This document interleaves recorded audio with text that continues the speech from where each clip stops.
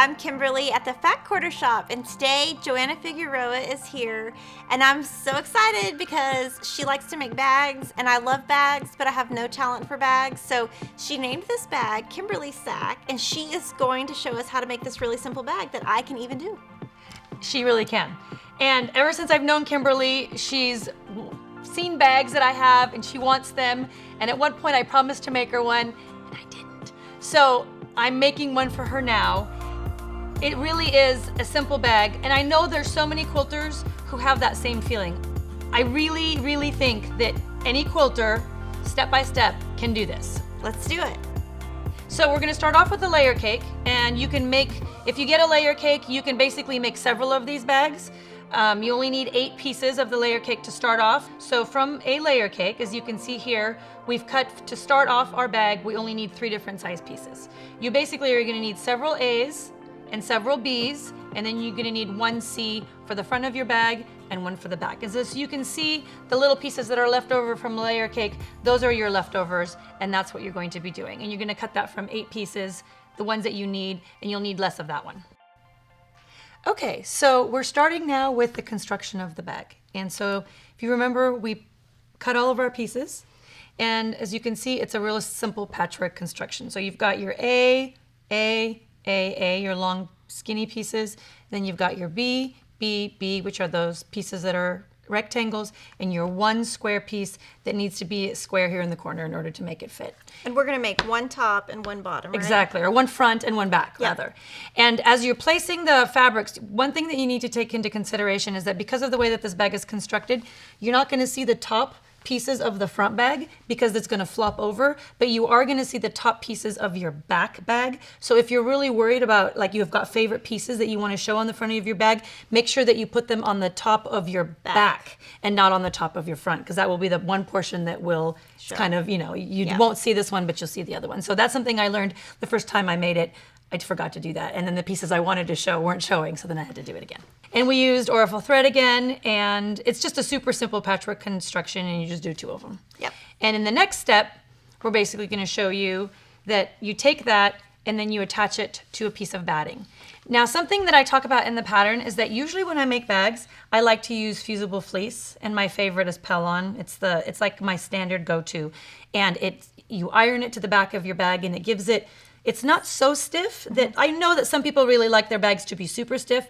I like mine to have a little bit of, floppiness to it, but enough stiffness, and that Pellon is perfect. But when I did the Pellon with this, because I wanted this to be like a total flop bag, I wanted it to have kind of that shape, it didn't work. So I used basically a scrap of batting. And you used 100% cotton. That's right. So it's nice and fluffy and... It's soft and it's light and it's thin, and because you really just want a little bit of something back there for this kind of a feel. So if you wanted to make this bag, for example, and have a little bit more structure, then you go back to the fusible fleece. Or a poly blend. Or a poly blend, absolutely. So basically the next step that we did here is, normally I have a machine quilter who does all of my quilts. I love her. I can't even imagine doing this without her. But for little things like this, I think it's a great opportunity for you to be able to experiment with using your own machine. Pretty much any machine that sews a straight line, and in this case, a zigzag would be the 2 things that I use. So if you can see on the squares, I literally just did an X on them. And then I did straight lines on some of them that I just basically marked over, so these are probably a little bit less than 1/2 inch. And I just went over, and then sometimes I switched over to an X, and you can see little lines there and there and there. And I'll show you on a piece on another step where I used a zigzag also. So you can basically set your zigzag also and just have it be long and elongated, and it gives you like 1 other stitch to put on your own. And what did you use to mark your lines with? My favorite is the friction pens, or I pronounce it friction, I don't actually know, Frisian maybe. They are heat resistant, or they are not resistant, I guess, right? They come off with the heat. I love them. And I know people say, like in minus 40 degrees, they come back. Or dark fabric. Yeah. So I've never had a big problem with the dark fabric thing personally, and I don't really plan on having my bag be in minus 40 degrees, so I'm good. Yeah. And so this is basically the exact same thing. We've now then just trimmed up the sides, trimmed off that little bit of that extra batting, and this is basically now going to be ready. We're gonna have one exactly like this for the front of the bag, and one exactly like this for the back. See, so far you're good, right? Yeah, you could do this. I can do this. Okay. Yep. All right, we're good. Yep. In our next step, we're going to talk about the bottom part and then how to start assembling it. Okay. Since I've never made a bag, show me how you make a bag bottom. Okay, so this couldn't be simpler. You basically cut a strip of fabric, the width of the pattern. You cut it a little piece from it, so you can see, you know, here's a whole strip, here's just a piece. And you need either the batting or the fleece. And in this case, because I want the bottom to be a tiny bit, you know how we were talking about the difference? I want it to be a little bit stronger. I go back to the fleece. And so I literally, the great thing about the fusible fleece is it's got, can you feel that on one side, the dots. The dots will turn into tiny, tiny little glue dots when you press it. So that will become one piece when you press it together. And this is Pellon, right? Yes. Okay. And so basically at that point, you've got a little piece that's pressed together.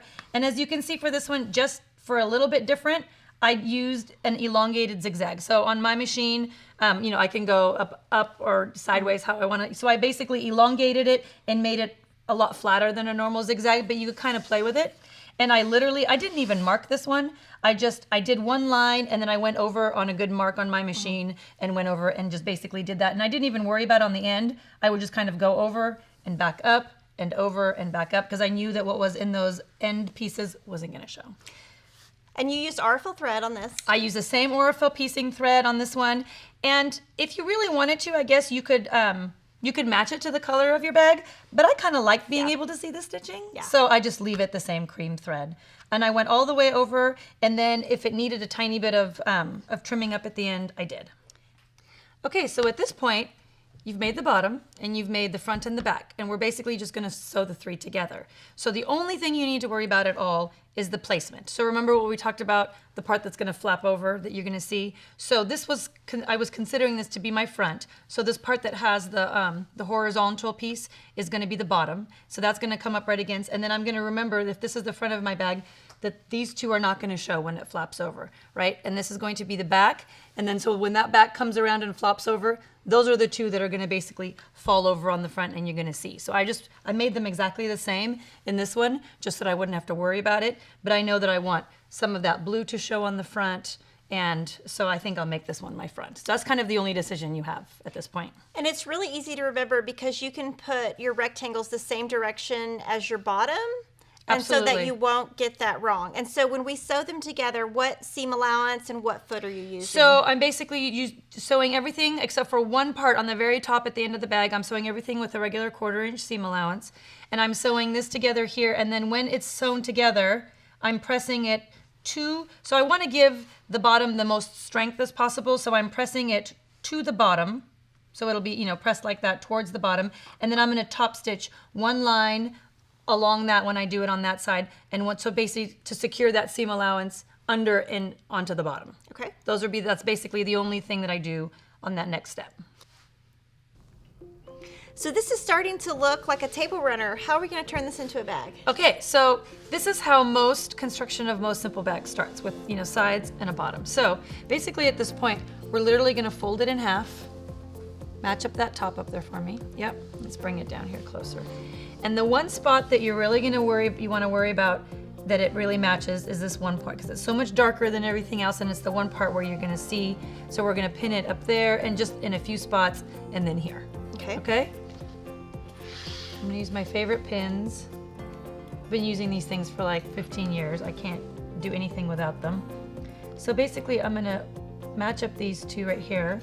And Kimberly was asking me why I didn't nest these. Yep. So normally in quilting, I would nest them. However, I was more interested in there being the seam going towards the bottom of the bag on both sides as opposed to in one direction. And so I know that it's that way, and I'm gonna slow down seriously when I sew there and make sure that it's exactly where I want it to be. But I'm gonna have the strength of the seam and the top stitch over it both of it going down into the bag. And are you using a walking foot? I don't need to. I'm used to sewing with a regular 1/4 inch. A lot of people when they make bags, they prefer to sew with a 1/2 inch. I'm so used to sewing with a 1/4 inch from quilting that I basically just scooted over to bag making in the same way. You could sew all of this with a 1/2 inch seam. Your bag would just be a tiny bit smaller, but nothing else would, go terribly wrong. So if you're a seamstress and you gravitate towards a 1/2, nothing's gonna happen. And so we're gonna sew the top, back stitch, and then do the same thing on the back and back stitch to the beginning and the end to secure it really tight. Right. So I usually go, I literally go a few times on the front and a few times on the back on both sides, because that's where it's gonna wanna pull open the most, on the bottom and on the top. Okay. Okay. So what's next after this? So after this, we're basically going to make the corner part, which is the part where you'll finally start to see it look like a bag. Okay. Okay, so we've basically stitched up the two sides. We've backstitched at the beginning, at the end. And if you want to, you can zigzag or finish it off in some way. It will go inside lining. But so basically what we're gonna do now is we're going to turn it into a bag. You ready? Yep. Okay, you stick your hand in it and you open up the bottom until it's basically a triangle. And you wanna make sure that your center seam is down the middle. That's kind of the key part of making the bottom of any bag, so that you have a straight bag. So you open up your seam, and you're going to measure across whatever is the measurement for that bag. So if you wanted a bigger bottom, your measurement would be up here, like let's say 3, and you would want to divide it 1.5 on one side and 1.5 on the other side. In this bag, I'm pretty sure it's either 1.5 or 2. I'd have to look at the pattern. But so I'm gonna just make sure that it's halfway. And so what I'm gonna do is I'm gonna make sure that my seam is halfway, and then go ahead and mark it straight across. And when you say halfway, what do you mean halfway? That this is half and half? Exactly. So like, let's say if my measurement in the pattern says that the bottom is 2 inches, I want to make sure that the 1 inch mark is exactly in the middle of the two. Okay. And then once I've got my mark on there, I would pin it in a couple of places, and then I would sew straight across that. And I would sew, and I would again backstitch a couple, and I would then turn the bag around. Then we're going to go ahead and we're going to do the exact same thing on the other side. So we've sewn here, and we're now basically just going to trim off the edge with 1/4 inch. That's it. You're going to do the exact same thing on the other side. You're going to find your line, take 1/4 inch over from that, and trim it up. So this pattern has an optional pocket. Show me how we make it. So the pocket is super simple. Basically, do you remember those leftovers we had at the beginning from the layer cake? So here is there's 8 of them, and you're basically gonna sew them together into a strip set like this, and you're just gonna press them in one direction. You're going to take a piece of the fusible fleece. If you don't have fusible fleece, again, a piece of batting scrap is fine too. You're going to add that to the back of that. And we're gonna press, so these two stick together. So they'll stick together, and then you'll take a piece that's the same size here, and all those dimensions are in the pattern. You're going to put that together like that, right sides together, and then you're going to sew all the way around, leaving a small opening. And so here... And we'll backstitch before you. Absolutely, we'll backstitch. And as you can see here, that's already been done. We've trimmed off the edges there so that it's easy to turn, and we have this opening here. We're just gonna basically turn it inside out.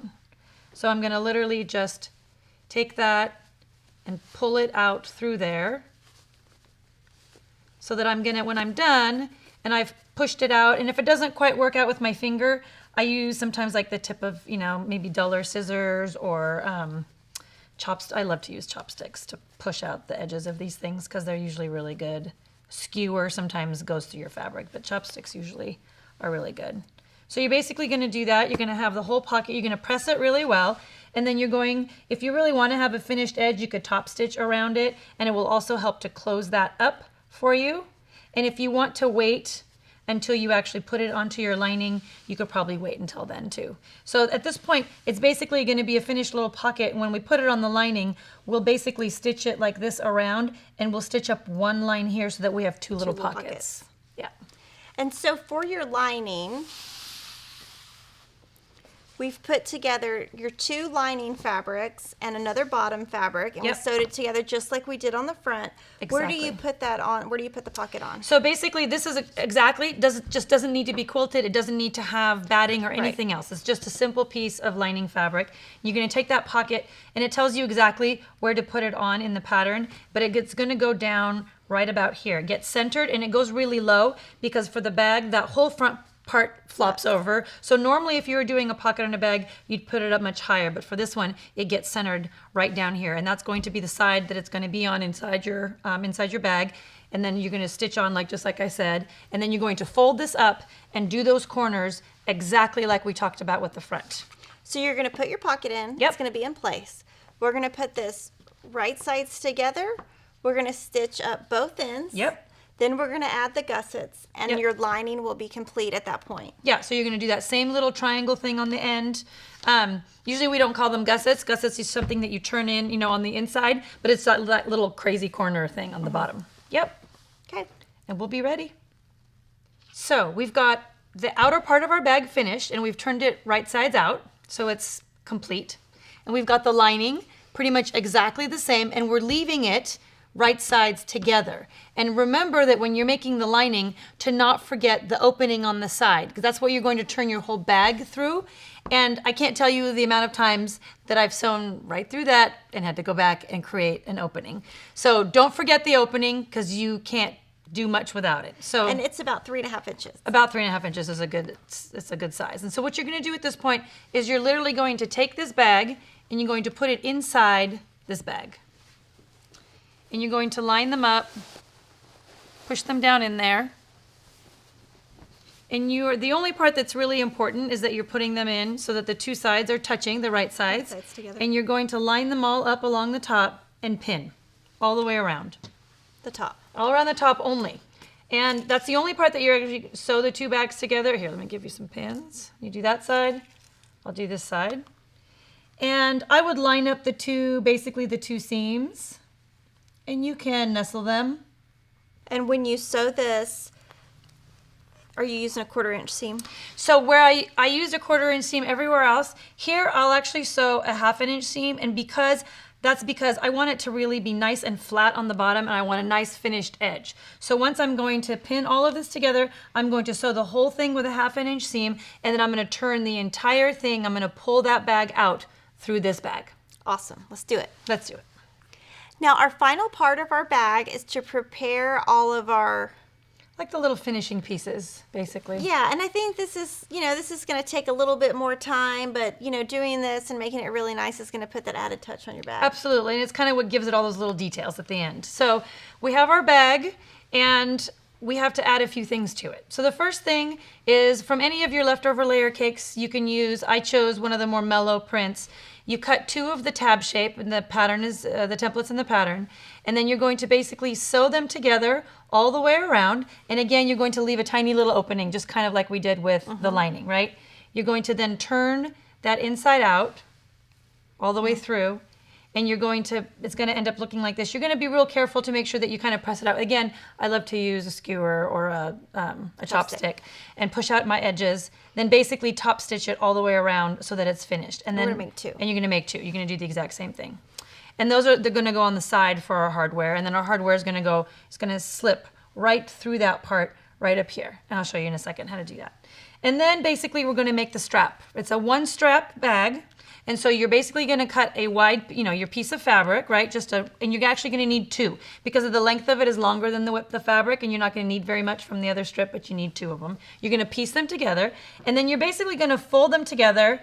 And it tells you exactly how to do that also in the pattern. But basically, as you can see, it's just basically a piece that's folded over halfway, and then you open it.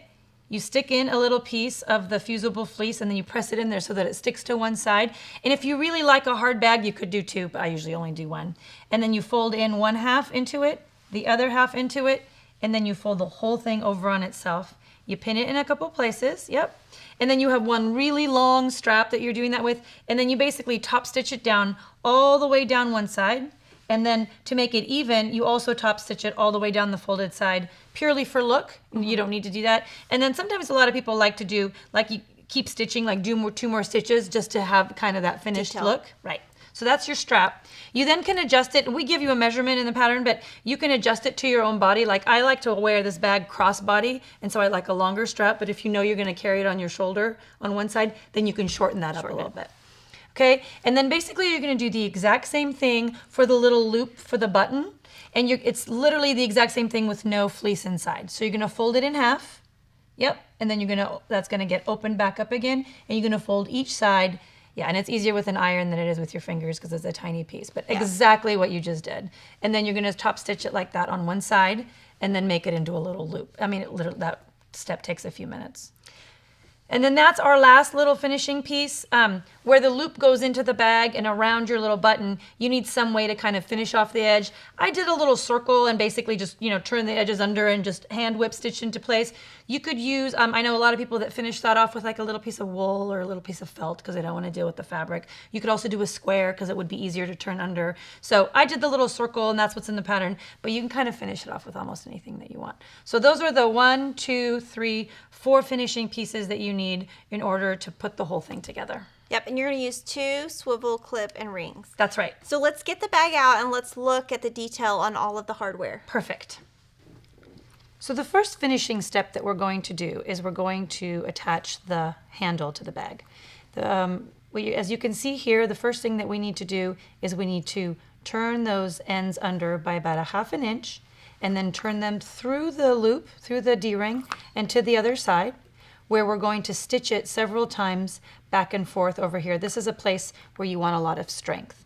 And you're going to make sure that that's in that D-ring there and through that loop here. And it attaches here. And you're going to do the exact same thing to the other side. On the bag itself, what you're going to do is, if you remember those 2 tabs that you made, you're going to sew them, and you've already, in the directions to the pattern, it talks about this as well, but you're going to have sewn it together onto this D-ring so that it's by itself, just because it's so much easier to have it by itself first. And then you're going to center it on the bag in the amount that it tells you to bring it down from the top of the bag. And you're going to stitch back a line right here, right on that same line. And I might even backstitch again a second or a third time on the top. And as you can see here, this fabric here will be all scrunched inside that D-ring. That's the way it's supposed to look. So that's not, you didn't make your tab too big. It's supposed to look like that. And when you've done that on both sides, you can attach your strap, and then that is your finished strap and tab there. The other little finishing thing that you have to do is you have to add that little loop that we made. If you remember, we made that little loop from the same fabric as was our strap fabric. And you're going to center it on your bag, making sure that about 1 inch of it is sticking out from the top. And you're going to stitch it onto your bag. And I recommend stitching all the way through the lining and into the batting in there, but not all the way through to the front, because you don't want that stitching showing. And you're then going to finish that little loop in some way. That's where I did that little circle. It's where you could add a piece of felt or a piece of square fabric. A quick note that when we did these tabs, I'm just going to show you, we stitched it on purpose all the way through so that comes all the way through to the lining, because it makes that strap so much stronger. Okay, so you're stitching it all the way through. You're not worried about that. You actually want that to happen. So once you've done that, and then you've also done this part that we talked about, this is going to fold over. That's your flop part. And before you add that button, you're going to make sure that this is where it should be in terms of where that loop ends. You want to make sure that the button is right in that spot where that's going to match up with it. So again, there's a measurement in the pattern of exactly where that should be, but I would use your own eyeball as a better measurement to make sure that this hits where you want that.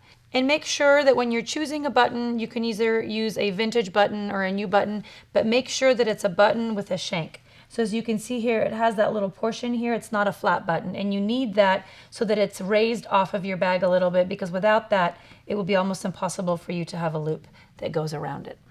And at that point, your bag is ready for wearing. Thank you for coming up with the Kimberly bag. I think it's, easy enough for me to actually try, and I love the linen. The linen's hot right now, so I love that added touch. I'm so glad you like it. I want to see you make one now. Okay, I'm gonna take you up on that offer, and I'm gonna sew this in our Kimberly bag sew along. So join us and hashtag Kimberly bag along, and like, comment, and subscribe.